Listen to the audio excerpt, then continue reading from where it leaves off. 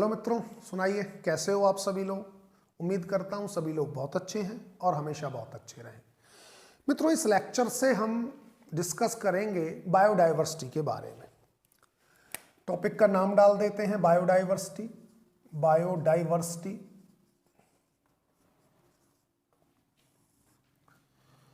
Biodiversity living organisms की जो अर्थ पर मौजूद है, प्रेजेंट है, वो बायोडाइवर्सिटी है। डिफरेंट डिफरेंट टाइप्स के जो जीव हैं, यूनिसेलुलर से लेकर मल्टी सेलुलर कॉम्प्लेक्स ऑर्गेनिजम्स तक आप देख रहे हो कितने सारे डाइवर्स ऑर्गेनिजम्स प्रेजेंट हैं अर्थ पर। ये सभी ऑर्गेनिज्म अर्थ की बायोडाइवर्सिटी बनाते हैं। तो हमें अब मित्रों इस लेक्चर से बायोडाइवर्सिटी को डिस्कस करते हैं। बाकी हमारा जो चल रहा था मामला वो नाइट्रोजन मेटाबॉलिज्म पर चल रहा था। वैसे तो नाइट्रोजन मेटाबॉलिज्म के हार्डली 2 लेक्चर हैं, 2 हैं 3 हैं, जो भी हैं वो किसी दिन डालते हैं, कोई बात नहीं। सोचा कि डाइवर्सिटी स्टार्ट करें।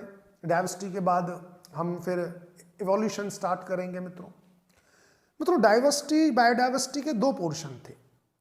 एक पोर्शन मैं ऑलरेडी डिस्कस कर चुका हूं जिसके अंदर डिफरेंट टाइप्स के क्लासिफिकेशन जो दिए गए डिफरेंट डिफरेंट टाइम्स में, डिफरेंट डिफरेंट लोगों ने जो क्लासिफिकेशन दिए वो मैं डिस्कस कर चुका हूं। टेक्सोनॉमी को डिस्कस कर चुके हैं, आइडेंटिफिकेशन, नॉमेनक्लेचर, क्लासिफिकेशन, वो सारी चीजें डिस्कस कर चुके हैं। जो पहला पोर्शन था डाइवर्सिटी का, मेरे लेक्चर्स हैं वो मैंने डाल दिए। बाकी अब जो हमें डिस्कस करना है बायोडाइवर्सिटी में, वो हमें डिस्कस करना है जो विटेकर साहब ने 5 किंगडम क्लासिफिकेशन दिया था। उन 5 किंगडम को हमको डिस्कस करना है। अब सेकंड जो हमारा ये है बायोडाइवर्सिटी वाला स्पेल, इसमें पहले स्पेल में हम कर चुके हैं। मित्रों विटेकर साहब ने जो 5 किंगडम क्लासिफिकेशन दिया, क्योंकि वही मोस्ट एक्सेप्टेड क्लासिफिकेशन है जिसके अंदर पूरी अर्थ की बायोडाइवर्सिटी को 5 किंगडम्स के अंदर उन्होंने क्लासिफाई किया था। 5 किंगडम्स कौन कौन से थे मित्रों? एक मोनेरा था। मोनेरा के अंदर विटेकर साहब ने स्मॉल सिंगल सेल्ड प्रोकैरियोट्स को रखा। सारे के सारे प्रोकैरियोट्स जो हैं वो मोनेरा किंगडम के अंदर रखे। दूसरा किंगडम है मित्रों प्रोटिस्टा। प्रोटिस्टा किंगडम के अंदर विटेकर साहब ने सिंगल सेल्ड यूकैरियोट्स को रखा। जो भी सिंगल सेल्ड यूकैरियोट्स थे वो सब उठाकर प्रोटिस्टा में रख दिए। इसलिए हम देखेंगे मित्रों प्रोटिस्टा के अंदर प्लेंटी के भी कुछ मेंबर होंगे, फंजाई के भी कुछ मेंबर होंगे, कुछ जो यूनिसेलुलर थे एनिमेलिया से, किंगडम एनिमेलिया के उठाकर उसमें रखे। लेकिन कहीं ना कहीं कुछ रह भी गए, जैसे कि आप फंगस के अंदर आप देखोगे ईस्ट जो है यूनिसेलुलर फंगस है, फंजाई है, वो अभी भी हम फंजाई के अंदर ही पढ़ते हैं उसको। बाकी जो क्लेमाइडोमोनास और क्लोरेला जो प्लांट में थे उनको उठाकर, फिर जो प्लांट किंगडम में थे उनको उठाकर रखा प्रोटिस्टा में। बाकी जो युगलिना था, युगलिना की पोजीशन चेंज नहीं हो मतलब पोजीशन सेट नहीं हो पा रही थी। कभी युगलिना के ये था कि प्लांट के जैसा है भाई, वो फोटोसिंथेसिस करता है प्लांट के जैसा, तो कुछ ने क्या किया प्लांट में रख दिया। फिर देखा कि युगलिना में सेल वॉल तो है ही नहीं, तो कुछ ने क्या किया, बोला प्लेंटी में नहीं, इसको एनिमेलिया में रखिए, तो ये किया गया। तो 5 किंगडम क्लासिफिकेशन की जो सबसे बेस्ट बात थी वो बात ये थी कि विटेकर साहब ने युगलिना को उसके सही किंगडम में रखा। युगलिना को रखा प्रोटिस्टा में, सिंगल सेल्ड यूकैरियोट्स हैं। तीसरा किंगडम आता है मित्रों प्लेंटी,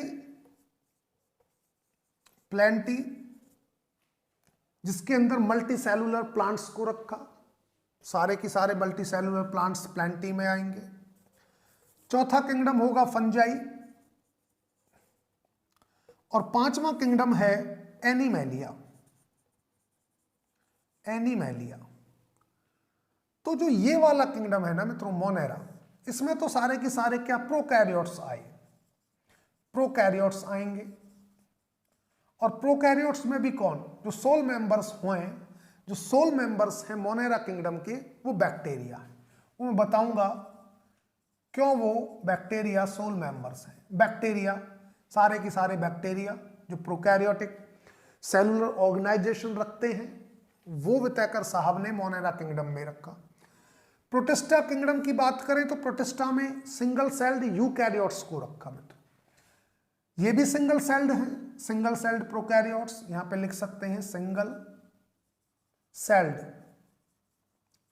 सेल्ड प्रोकैरियोट्स मोनेरा में। प्रोटिस्टा में जो रखा सिंगल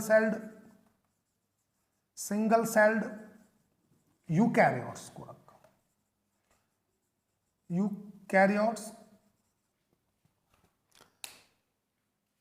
यूकैरियोट्स में मैंने बताया कि यूग्लिना को भी वितैकर साहब ने फिर प्रोटिस्टा में रखा।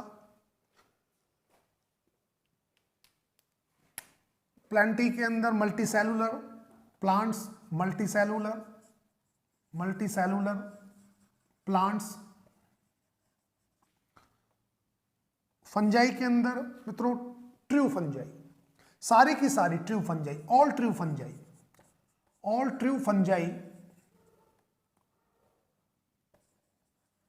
ट्रू फंजाई जो है वो फंजाई किंगडम के अंदर आएगी। एनिमेलिया के अंदर multicellular animals, all multicellular animals,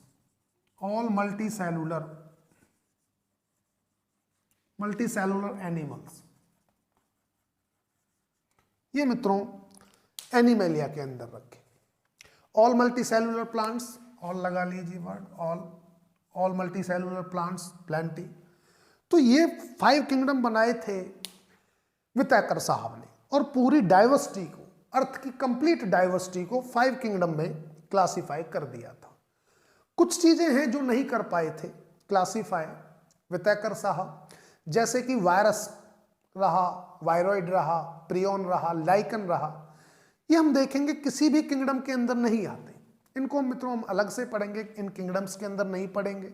virus को, वायरॉइड, प्रियोन्स, लाइकन्स को, वो सारी चीजें। ठीक है मित्रों, बढ़ते हैं आगे।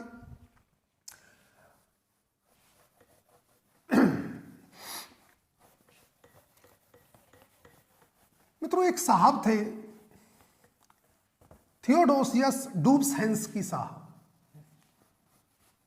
थियोडोसियस डूब्सहेंस्की, ग्रिगोरोविच डूब्सहेंस्की पूरा नाम, थियोडोसियस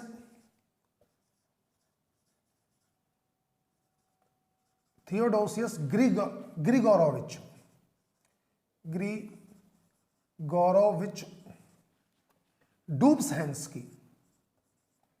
डूब्सहेंस्की, ये साहब थे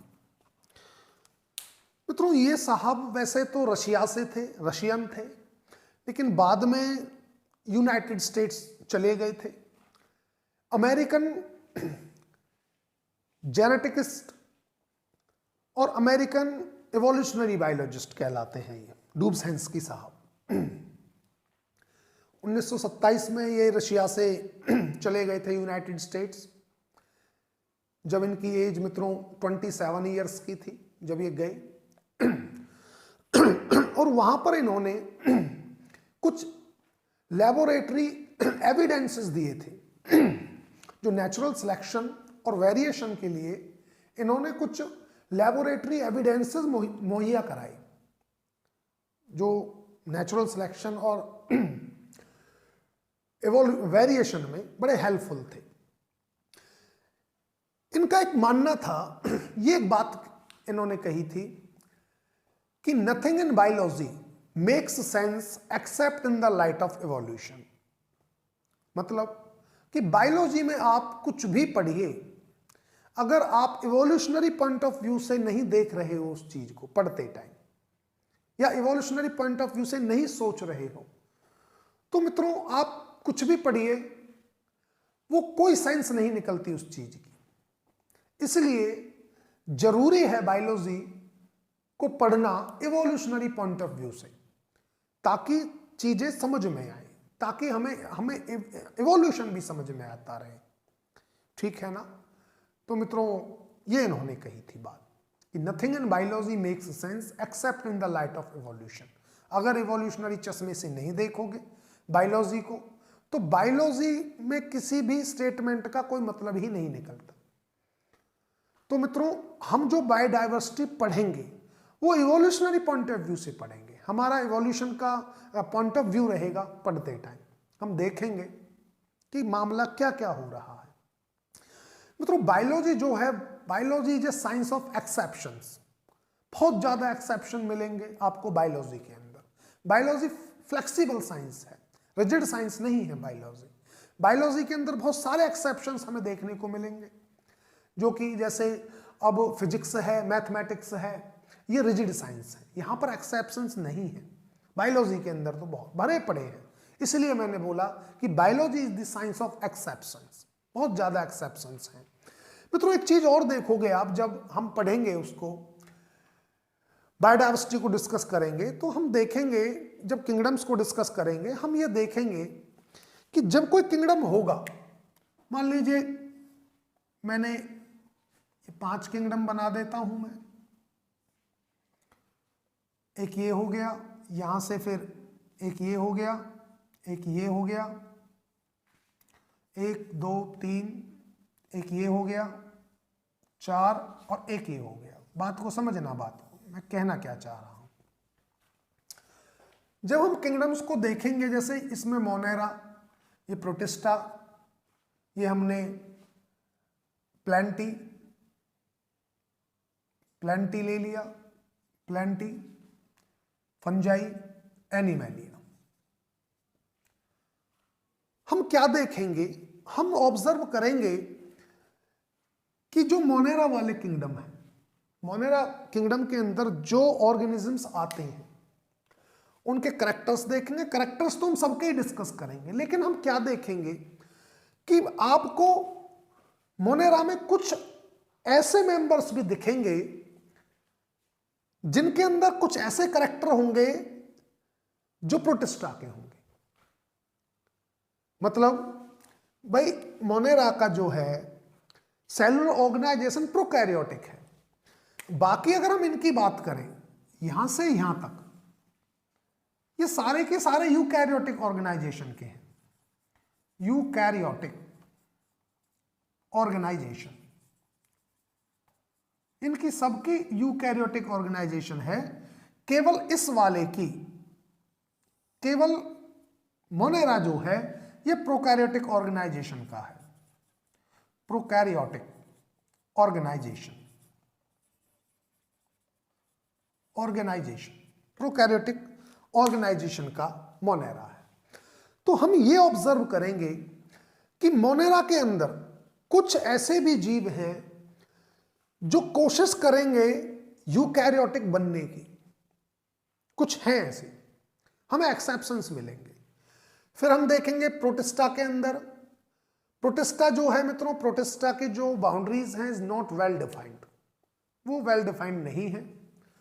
प्रोटिस्टा तो ग्रुप बनाया गया है सिंगल सेल्ड ऑर्गेनिजम्स को लेकर, हर किसी ग्रुप से, यूकैरियोट से, यूकैरियोटिक जो किंगडम है उनमें से सिंगल सेल्ड ऑर्गेनिजम्स को उठाकर प्रोटिस्टा में रखा गया है।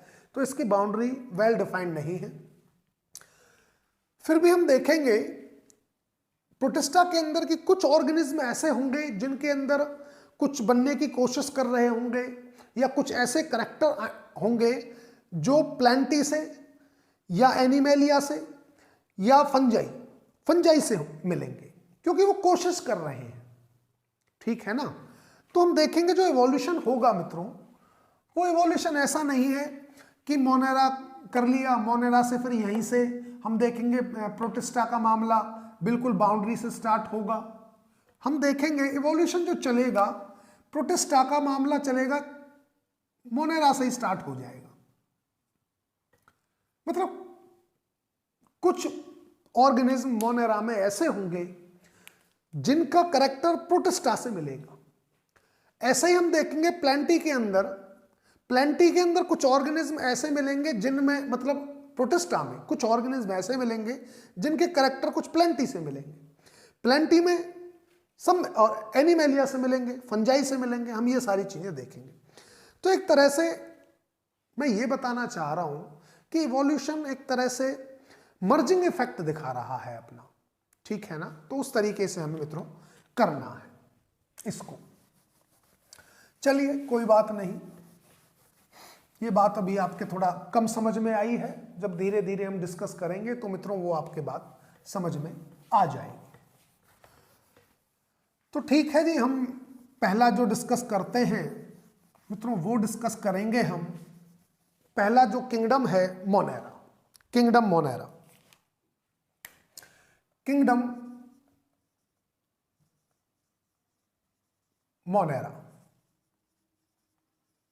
मोनेरा, मोनेरा किंगडम के अंदर मित्रों वो ऑर्गेनिजम्स रखे गए जो सिंगल सेल्ड हैं और जिनका ऑर्गेनाइजेशन, सेलुलर ऑर्गेनाइजेशन प्रोकैरियोटिक है। इसके अंदर कौन से आए? वो जीव आए जो सिंगल सेल्ड हैं, all single celled, single celled, और सिंगल सेल्ड में भी कौन से? प्रोकैरियोटिक ऑर्गेनाइजेशन वाले, single celled prokaryotic, prokaryotic organisms, organisms. और प्रोकैरियोटिक ऑर्गेनिजम्स कौन से हैं? प्रोकैरियोटिक ऑर्गेनिजम्स में आएंगे बैक्टीरिया, इसमें आ जाएंगे बैक्टीरिया, बैक्टीरिया। तो बात यह आती है कि जी क्या हम मोनेरा को प्रोकैरियोट बोल दें, बैक्टीरिया बोल दें? तो क्या डिफरेंस है इस बात का कि मोनेरा और प्रोकैरियोट और बैक्टीरिया में डिफरेंस किस बात का है वो समझिए। कई बार मित्रों ऐसा होता है कि स्टूडेंट कहते हैं कि क्या जी हम मोनेरा बोल दें, बैक्टीरिया बोल दें, या ये प्रोकैरियोट्स बोल दें, वो एक ही बात है या अलग अलग बातें हैं? तो मित्रों ये तीनों बातें कैसी हैं, आप ये समझिए बात को कि ये बातें अलग अलग हैं या एक ही है। तो मित्रों आपको पता है, एक मोनेरा, मैंने वर्ड लिखा मोनेरा, मोनेरा एक वर्ड लिखा, एक वर्ड लिखता हूं मैं प्रोकैरियोट, प्रोकैरियोट, और एक वर्ड लिखा मैंने बैक्टीरिया। अब बात को समझना आप मित्रों, अगर मैं मोनेरा की बात करूं तो मोनेरा क्या है? मोनेरा तो एक किंगडम है, Monera is the name of kingdom, ये किंगडम का नाम है, किंगडम। प्रोकैरियोट की हम बात करें तो प्रोकैरियोट क्या है? प्रोकैरियोट एक सेलुलर ऑर्गेनाइजेशन का नाम है। भाई सेलुलर ऑर्गेनाइजेशन आपको दो ही तरह की मिलेगी, या तो प्रोकैरियोटिक है या यूकैरियोटिक है। तो केवल मोनेरा ही ऐसा किंगडम है जिसके अंदर प्रोकैरियोटिक ऑर्गेनाइजेशन वाले ऑर्गेनिजम्स को रखा गया। बॉटम लाइन, प्रोकैरियोट जो है ये एक सेलुलर ऑर्गेनाइजेशन है, सेलुलर ऑर्गेनाइजेशन, ऑर्गेनाइजेशन, ये सेलुलर ऑर्गेनाइजेशन है प्रोकैरियोट। अब बात आती है बैक्टीरिया की। तो बैक्टीरिया क्या है? बैक्टीरिया मित्रों एक ग्रुप का नाम है, it is a name of the group, ये ग्रुप है।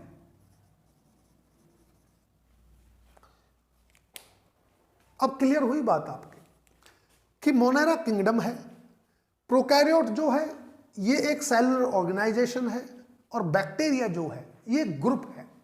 ये पर्टिकुलर कोई एक बैक्टीरिया नहीं है, ये एक पूरा ग्रुप है। और इस ग्रुप के अंदर मित्रों क्या क्या आएगा? इस ग्रुप के अंदर आ जाएंगे आर्चीबैक्टीरिया, eubacteria, mycoplasma, rickettsia,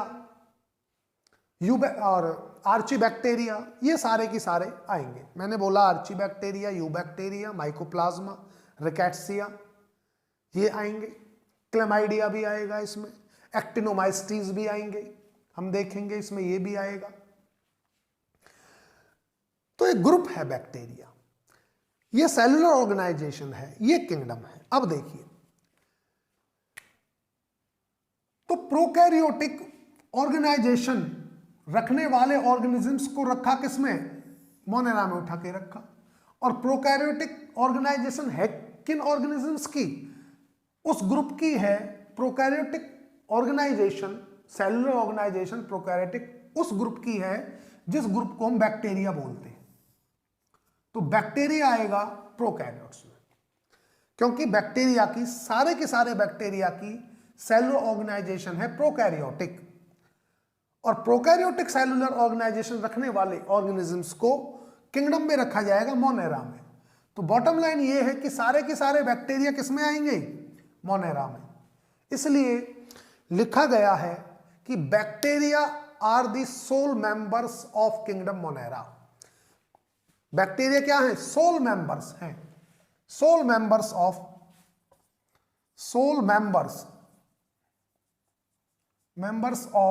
Monera. Monera kingdom के सोल मेंबर्स कौन है? बैक्टीरिया है। बैक्टीरिया में मित्रों आप डिफरेंट टाइप्स के देखेंगे हम, जैसे मैं बताता हूं। बैक्टीरिया को लेते हैं। सबसे पहले तो ये क्लियर होना चाहिए आपको कि प्रोकैरियोटिक क्या है, मोनेरा क्या है, बैक्टीरिया क्या है। चलो ये तो आपका क्लियर हो गया। तो हम बैक्टीरिया को पढ़ेंगे, बैक्टीरिया। और बैक्टीरिया के अंदर मित्रों हम यू बैक्टीरिया पढ़ेंगे। डिफरेंट टाइप्स के जो बैक्टीरिया हैं, यू बैक्टीरिया। एक हम आर्ची बैक्टीरिया पढ़ेंगे, आर्ची बैक्टीरिया। मित्रों माइकोप्लाज्मा हम पढ़ेंगे, माइकोप्लाज्मा।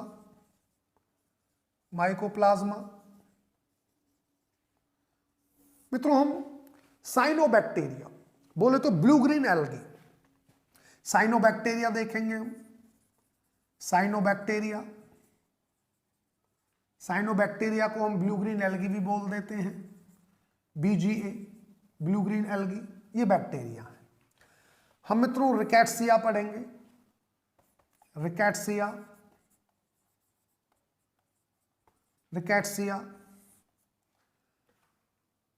हम मित्रों और क्या पढ़ेंगे इसमें? आर्ची बैक्टीरिया भी हो गया, रिकेट्स। क्लेमाइडिया पढ़ेंगे हम, क्लेमाइडिया। तो ये हम सारी चीजें हम पढ़ेंगे बैक्टीरिया के अंदर। अब इन बैक्टीरिया में भी अगर हम ये देखें कि सबसे प्रिमिटिव इवोल्यूशनरी पॉइंट रखना है मित्रों हमें, पढ़ते टाइम भी और पढ़ाते टाइम भी, ताकि आपको चीजें इजीली समझ में आए। ठीक है ना? तो जब हम डिस्कस करेंगे बैक्टीरिया को, तो सबसे पहले डिस्कस करेंगे बैक्टीरिया में आर्ची बैक्टीरिया। क्यों? क्योंकि आर्ची बैक्टीरिया वो बैक्टीरिया हैं जो अर्थ पर सबसे पहले आए। बाकी सारे के सारे जो बैक्टीरिया हैं, इन आर्ची बैक्टीरिया से ही इवॉल्व हुए हैं। सबसे पहले अर्थ पर आने वाले बैक्टीरिया जो हैं वो आर्ची बैक्टीरिया हैं, जो बड़े हार्श कंडीशन में रह सकते हैं। ठीक है ना? तो ठीक है मित्रों, अब हम डिस्कस करते हैं कुछ कैरेक्टर्स की प्रोकैरियोट्स के क्या कैरेक्टर हैं, जो मेन कैरेक्टर्स के बाद फिर हम वन बाय वन इन सबको फिर डिस्कस करेंगे। पहले कैरेक्टर्स को डिस्कस करते हैं कि प्रोकैरियोट्स के क्या कैरेक्टर हैं। प्रोकैरियोट्स, अगर किसी ऑर्गेनिज्म का सेलुलर ऑर्गेनाइजेशन प्रोकैरियोटिक है तो उस ऑर्गेनिज्म में क्या कैरेक्टर्स होंगे, हम इस बात पर आते हैं। तो हम कैरेक्टर्स ऑफ प्रोकैरियोट्स,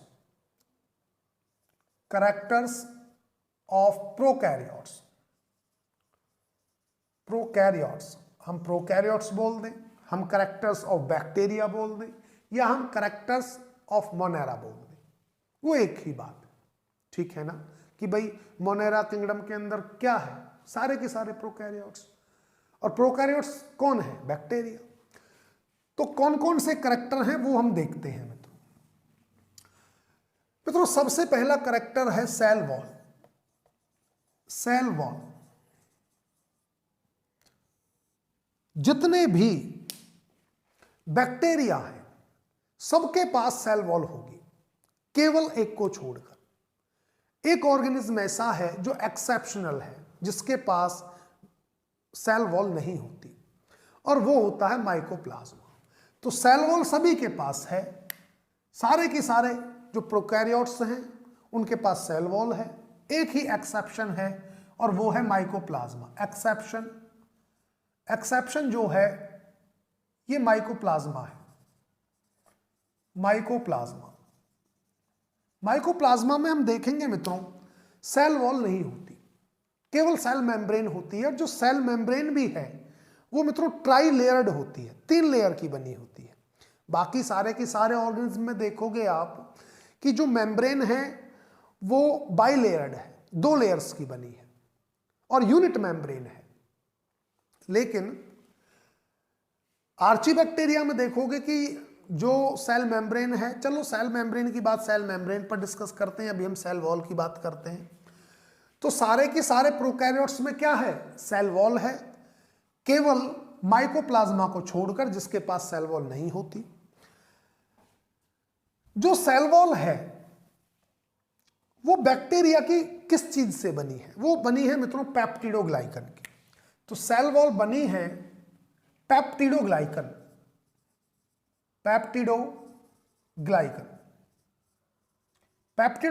की सेल वॉल बनी है। जितने भी सारे के सारे बैक्टीरिया हैं पेप्टिडोग्लाइकन बोले आप, म्यूरिन बोले, वो एक ही बात है। म्यूरिन जो एक तरह का म्यूकोपेप्टाइड है, जो peptidoglycan is a type of mucopeptide, एक तरह का म्यूकोपेप्टाइड है। अब मित्रों एक ऐसा है जिसमें सेल वॉल है लेकिन वो पेप्टिडोग्लाइकन की नहीं बनी है। हम पढ़ेंगे ऐसा आर्चीबैक्टीरिया की जो सेल वॉल है वो पेप्टिडोग्लाइकन की नहीं बनी है। उसकी जो सेल वॉल बनी है वो कॉम्प्लेक्स पॉलीसैकेराइड और कॉम्प्लेक्स पॉलीपेप्टाइड की बनी है सेल वॉल। इसमें भी एक्सेप्शन है, ज्यादातर सबके अंदर तो क्या है सेल वॉल बैक्टीरिया की पेप्टिडोग्लाइकन की बनी है, बट इसमें भी एक्सेप्शन है।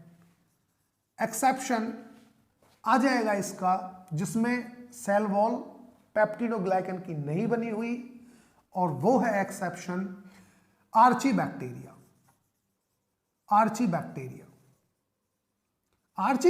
के अंदर जो सेल वॉल बनी है वो बनी है कॉम्प्लेक्स पॉलीपेप्टाइड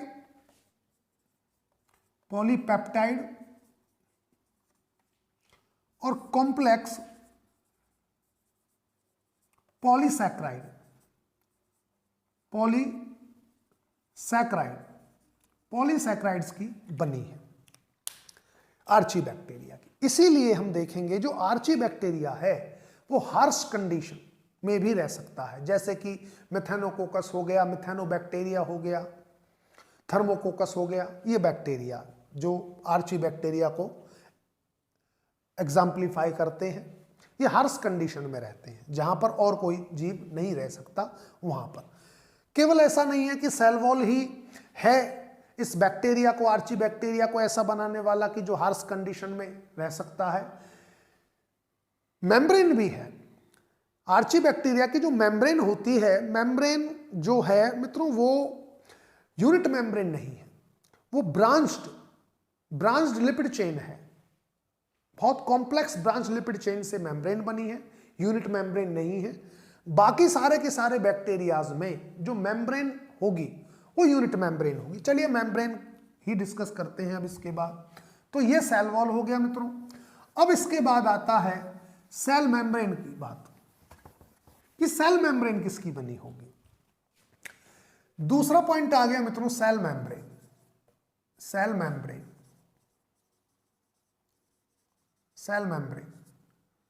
मित्रों सेल मेम्ब्रेन की अगर बात करें तो सारे की सारे बैक्टीरियाज में जो सेल मेम्ब्रेन है वो किसकी बनी है, वो वैसे ही बनी है जैसे कि यूकैरियोट सेल के अंदर बनी है। जो यूकैरियोटिक सेल है उसके अंदर जो है ऑर्गेनाइजेशन मेम्ब्रेन का, वही बैक्टीरियाज के अंदर भी है। मतलब ये जो बनी होगी ये लिपिड प्लस प्रोटीन की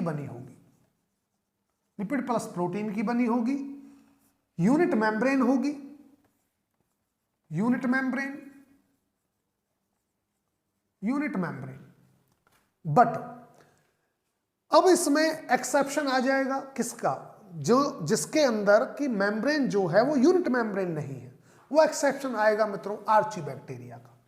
एक्सेप्शन इसमें आ गया आर्चीबैक्टीरिया। आर्चीबैक्टीरिया के अंदर यूनिट मेम्ब्रेन नहीं होती, तो क्या होती है, बहुत ज्यादा ब्रांच्ड लिपिड चेन होती है। क्या है, ब्रांच्ड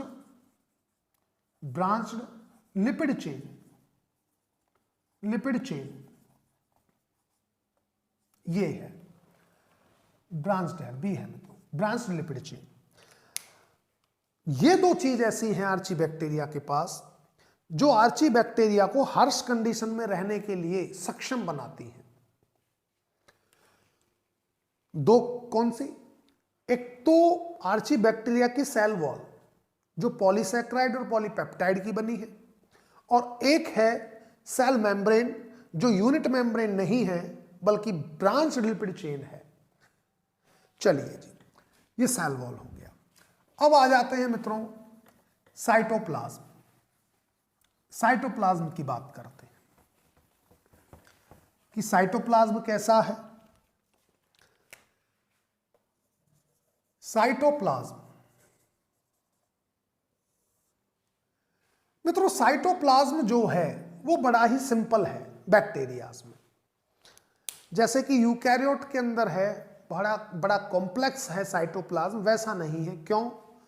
क्योंकि इसके अंदर मित्रों कोई भी मेम्ब्रेन बाउंड ऑर्गेनेल नहीं है। नो मेम्ब्रेन बाउंड ऑर्गेनेल कोई भी नहीं है। No membrane bound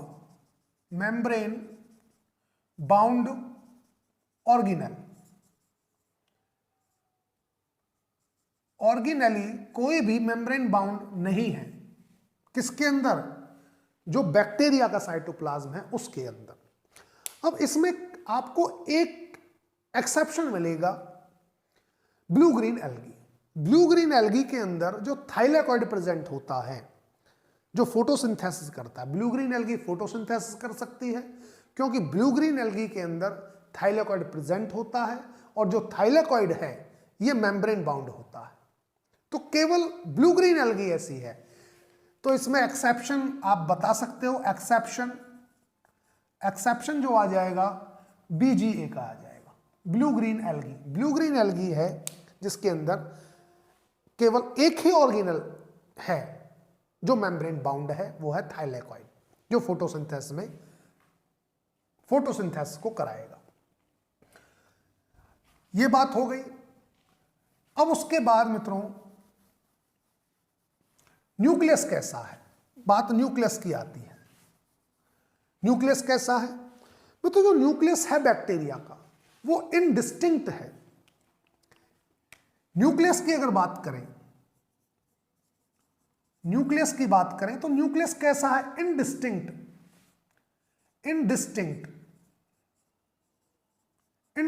nucleus.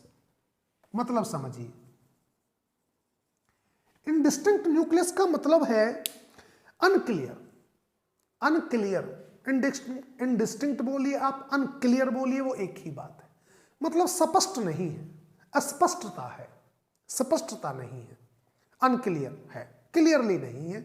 जैसे कि यूकैरियोटिक सेल के अंदर क्लियरली होता है, तो प्रोकैरियोटिक सेल के अंदर क्लियरली नहीं है। इस चीज को ही हम इनडिस्टिंक्ट न्यूक्लियस बोलते हैं। और मित्रों, और हम क्या बोलेंगे? हम जिनोफोर बोलेंगे।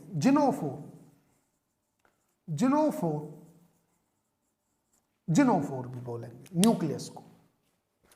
न्यूक्लियस तो है नहीं, तो क्या बोला? इनडिस्टिंक्ट। जिनोफोर इसलिए बोला कि जो जीन मौजूद है, प्रेजेंट है, जो मटेरियल है, न्यूक्लिक एसिड है जो प्रोकैरियोटिक सेल का, उस पर जीन्स प्रेजेंट है। तो जिनोफोर का मतलब ही ये होता है जीन बियरिंग।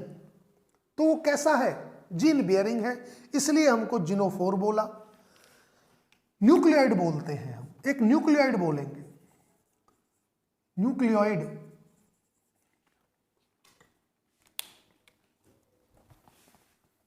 न्यूक्लियोइड बोलेंगे मित्रों, न्यूक्लियोइड। न्यूक्लियोइड क्या बोला हमने? न्यूक्लियोइड का मतलब है naked, naked, naked double stranded circular DNA, circular DNA plus non histone proteins, non histone proteins, non histone proteins. थोड़ा मित्रों मैं इसको हटा लेता हूं। Non histone proteins, non histone proteins बोलिए आप, पॉलीअमाइंस बोलिए, वो एक ही बात है, या पॉलीअमाइंस लिख लीजिए आप, पॉलीअमाइंस, पॉलीअमाइंस।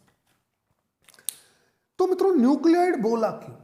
न्यूक्लियोइड इसलिए बोला कि जो जीन, जो क्रोमोसोम है, जो जीन है वो कैसा है? नेक्ड है। और नेक्ड क्यों है? क्योंकि जो सर्कुलर डीएनए है वो नॉन हिस्टोन प्रोटीन से कवर है, ना कि हिस्टोन प्रोटीन। वो हिस्टोन प्रोटीन से कवर नहीं है, हिस्टोन प्रोटीन से कवर होता तो नेक्ड होता ही नहीं, ठीक है ना। कैसी है? नॉन हिस्टोन प्रोटीन है। तो हिस्टोन प्रोटीन एक, यहां भी एक एक्सेप्शन है, एक्सेप्शन है आर्ची बैक्टीरिया। आर्ची बैक्टीरिया में देखोगे आप कि वहां पर हिस्टोन प्रोटीन्स होती हैं, बिल्कुल जस्ट लाइक यूकैरियोटिक सेल। जैसे यूकैरियोटिक सेल के पास हिस्टोन प्रोटीन है, वैसे ही आर्ची बैक्टीरिया में भी हिस्टोन प्रोटीन है। बट आर्ची बैक्टीरिया को छोड़कर और किसी भी बैक्टीरिया के अंदर मित्रों आपको हिस्टोन प्रोटीन नहीं मिलेगी जो डीएनए को कवर करे। वो कैसी है? सब नॉन हिस्टोन है, पॉलीअमाइंस है। इसीलिए इसको हमने नेक्ड बोला, और इसलिए नेक्ड बोला तो इसी वजह से इसको न्यूक्लियोइड बोलते हैं, न्यूक्लियोइड। इसीलिए बोला इसको न्यूक्लियोइड, ना कि न्यूक्लियोइड इसलिए बोला कि वहां पर न्यूक्लियस पर मेम्ब्रेन नहीं है। कुछ स्टूडेंट क्या समझते हैं कि जी न्यूक्लियोइड इसलिए बोला कि वहां पर मेम्ब्रेन नहीं है न्यूक्लियस पर, इसलिए वो न्यूक्लियोइड है। ऐसा नहीं है। न्यूक्लियोइड वो इसलिए है कि जो डीएनए है वो नेक्ड है, और नेक्ड वो इसलिए है कि वो हिस्टोन प्रोटीन से कवर नहीं है, इसलिए उसको बोला न्यूक्लियोइड, ठीक है ना। चलिए जी, ये मामला भी हुआ। अब मित्रों और क्या बोल सकते हैं हम फिब्रिलर न्यूक्लियस भी बोलते हैं। बात चल रही थी न्यूक्लियस को क्या क्या बोलते हैं। Fibrillar, fibrillar, fibrillar nucleus. Fibrillar nucleus हमने इसलिए बोला कि फाइबर मतलब एक थ्रेड के जैसा है, थ्रेड के जैसा है, तो हमने बोला कैसा है? फिब्रिलर।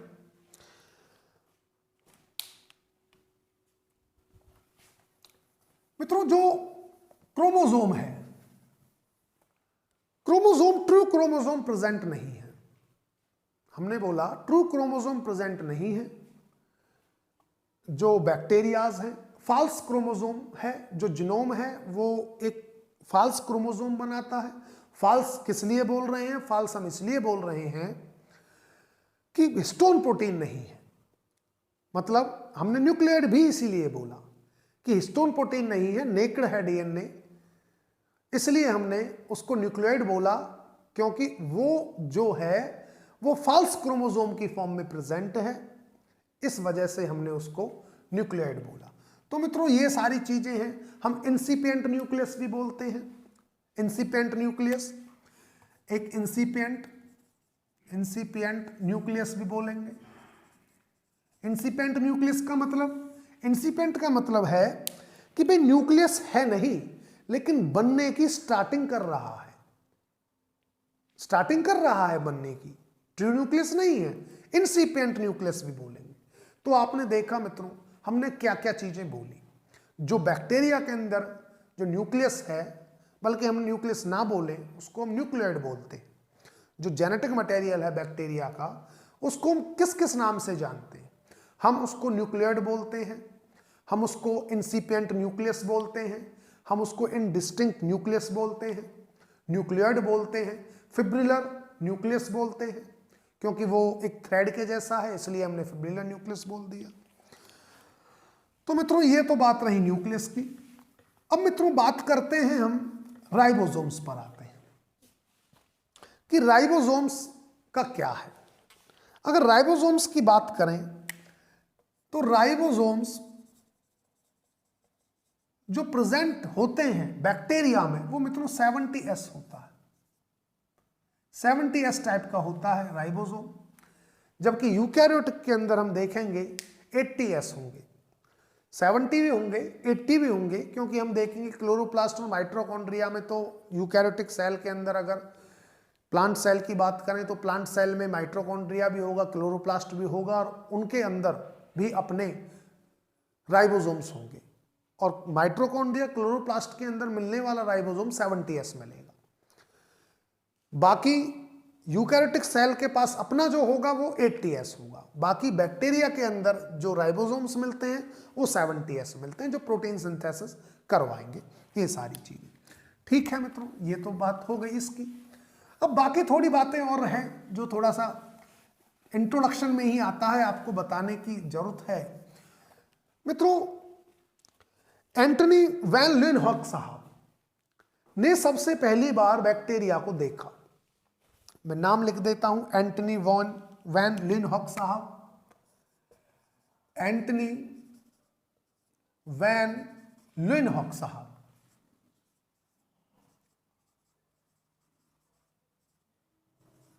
लीeuwenhoek साहब इन्होंने सबसे पहली बार बैक्टीरिया को देखा किसमें? रेनी वाटर से। जो रेनी वाटर होता है, रेनी वाटर लिया, ड्रॉप ली, और टीथ स्कम, जो टीथ का स्कम है, टीथ स्कम को जब माइक्रोस्कोप में देखा तो इन्होंने क्या देखा? कुछ बहुत माइक्रोस्कोपिक ऑर्गेनिजम्स देखे लीeuwenhoek साहब ने। लीeuwenhoek साहब को फादर ऑफ माइक्रोस्कोपी भी कहा जाता है मित्रों, क्योंकि माइक्रोस्कोप इन्होंने ही डिस्कवर किया था। अब इन्होंने डिस्कवर किया तो सबसे पहले यही देखना चाहेंगे, तो इन्होंने रेनी वाटर जो था, रेन का जो पानी था, बारिश का पानी, उसमें और टीथ स्कम माइक्रोस्कोप में जब देखा तो इनको कुछ माइक्रोस्कोपिक ऑर्गेनिजम्स मिले, और उन माइक्रोस्कोपिक ऑर्गेनिजम्स को लीeuwenhoek साहब ने नाम दिया एनिमलक्यूल। क्या बोला? माइक्रोस्कोपिक ऑर्गेनिजम्स जब देखे, माइक्रोस्कोपिक ऑर्गेनिजम्स जो देखे, इनको नाम दिया लीeuwenhoek साहब ने एनिमलक्यूल।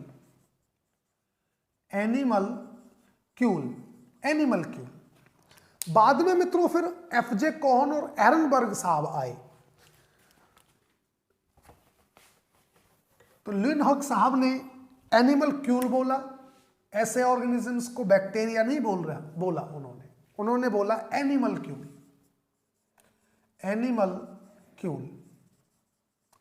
बाद में फिर मित्रों एफजे कोहन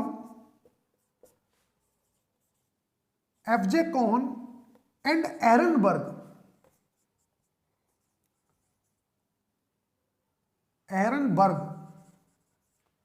ये दो साइंटिस्ट आए, फिर इन्होंने टर्म दी बैक्टीरिया। किसने बताया? एफजे कोहन और एरनबर्ग साहब ने। मित्रों एक साहब थे बर्जी, बहुत बड़ा नाम, बर्जी साहब।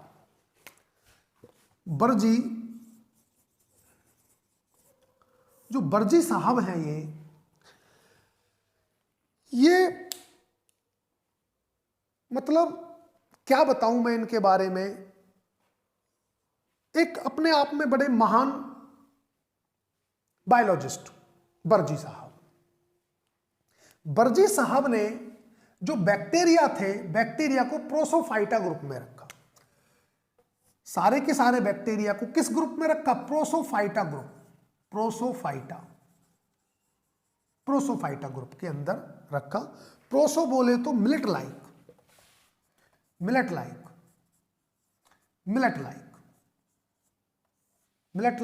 जो स्मॉल जो ऑर्गेनिजम्स थे, स्मॉल माइक्रोस्कोपिक प्रोकैरियोटिक जो ऑर्गेनिजम्स थे, बर्जी साहब ने उनको प्रोसोफाइटा में रखा बैक्टीरियाज को। बर्जी साहब ने एक बुक भी लिखी मित्रों, और बुक का नाम है मैनुअल ऑफ डिटर्मिनेटिव बैक्टीरियोलॉजी। इन्होंने एक बुक भी लिखी, और जो बुक लिखी वो बुक है मैनुअल ऑफ डिटर्मिनेटिव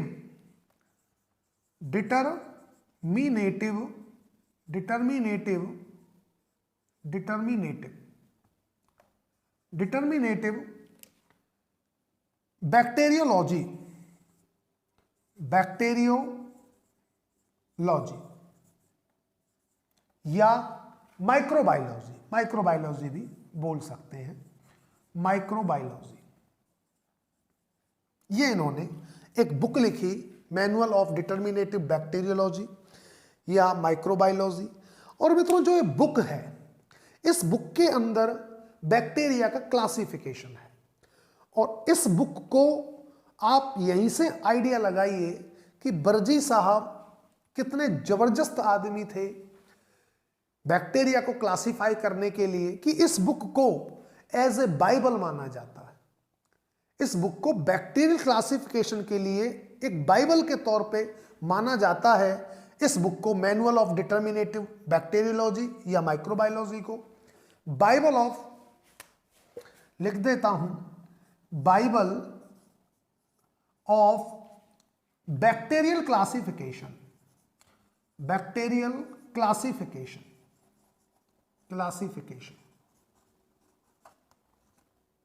इस बुक को बाइबल माना जाता है बैक्टीरियल क्लासिफिकेशन के लिए, जो बर्जी साहब ने लिखी। तो मित्रों ये कुछ इंट्रोडक्शन थी जो पता होना चाहिए कि सबसे पहली बार किसने देखा बैक्टीरिया को। रेनी वाटर और टीथस्कम से ल्यूइनहॉक साहब ने देखा। फिर एफ.जे. कोहन और एहरनबर्ग साहब ने टर्म बैक्टीरिया नाम दिया उन्हें। जो बैक्टीरिया टर्म है गिवन बाय एफ.जे. कोहन और एहरनबर्ग साहब। बर्जी साहब ने बैक्टीरियाज को प्रोसोफाइटा ग्रुप में रखा और एक बुक लिखी मैनुअल ऑफ डिटर्मिनेटिव बैक्टीरियोलॉजी, और इस बुक को बाइबल ऑफ बैक्टीरियल क्लासिफिकेशन के तौर पे माना जाता है, बाइबल ऑफ बैक्टीरियल क्लासिफिकेशन। तो मित्रों ये थे कुछ इंपॉर्टेंट बातें जो आपको पता होना चाहिए। हमने मित्रों डिस्कस ये स्टार्ट कर दिया है इसका, मोनेरा का। जनरल कैरेक्टर्स भी आपको बताए, कुछ जनरल बातें भी बताई, ठीक है ना। बाकी अब प्रॉपर तरीके से हम बैक्टीरियाज को वन बाय वन लेंगे कि इस ग्रुप में कौन कौन से हैं। और सबसे पहले हम उस बैक्टीरिया को पढ़ेंगे मित्रों जो इस अर्थ पर सबसे पहले आया। हमारा जो पढ़ने का पॉइंट होगा, पॉइंट ऑफ व्यू होगा जो पढ़ने का, मेरे पढ़ाने का और आपके पढ़ने का जो होना चाहिए वो इवोल्यूशनरी पॉइंट ऑफ व्यू होना चाहिए, ताकि चीजें बड़े आसानी से समझ में आए, ताकि चीजें को हम भूलें नहीं, ठीक है ना। तो इवोल्यूशनरी पॉइंट ऑफ व्यू से पढ़ेंगे। और इवोल्यूशनरी पॉइंट ऑफ व्यू ये कहता है कि जो बैक्टीरिया अर्थ पर सबसे पहले आए, पहले हम उनके बारे में पढ़ेंगे। तो सबसे पहले कौन सा बैक्टीरिया आया? Archaebacteria, most primitive. और सारे के सारे आर्ची बैक्टीरिया को लिविंग फॉसिल माना जाता है। All archaebacteria are living fossils, ठीक है। तो मित्रों ठीक है, फिर मिलते हैं अब नेक्स्ट लेक्चर में, नेक्स्ट मतलब आर्ची बैक्टीरिया के साथ। उम्मीद है आपको सब कुछ समझ में आया है। कोई दिक्कत है अगर आप कमेंट बॉक्स में आप बताइए, कोई प्रॉब्लम हो, कोई बात समझ में नहीं आई हो या कुछ और दिक्कत हो तो आप मुझे बता सकते हैं कमेंट बॉक्स में लिख के, ठीक है मित्रों। फिर मिलते हैं नेक्स्ट लेक्चर में आर्ची बैक्टीरिया के साथ। आर्ची बैक्टीरिया को डिस्कस करेंगे। तब तक के लिए thank you so much. Okay, bye मित्रों।